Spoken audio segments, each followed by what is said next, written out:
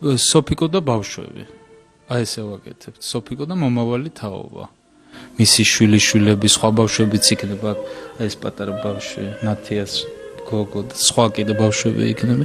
აი ესეთი მუსიკაზე აწყობილი პატარა ნოველა იქნება.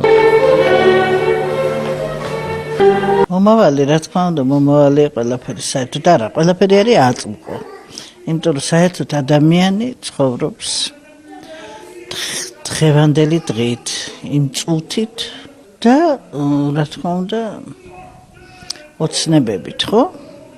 რაღაცას ჩაიფიქრებს, რაღაცას. როგორ გითხრათ?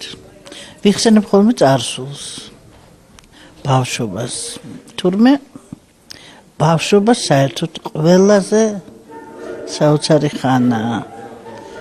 შეიძლება ეს რაღაცა გავს ამიავდეთ.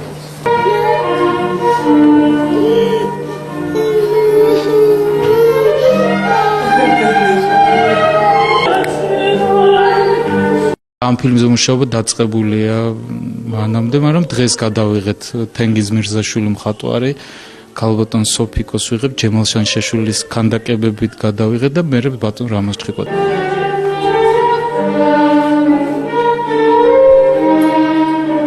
დრამა იქნება, ძალიან სევდიანი, მე როგორც მივხვდი, დაკავშირებული რა თქმა უნდა ყოველდღიურობასთან, იმიტომ რომ ირეკლება ხო ძალიან ყოველდღიურობა შენ ფილმებში. მას თან ახლავს ყოველთვის კლასიკური არაჩვეულებრივი ულამაზესი მუსიკა.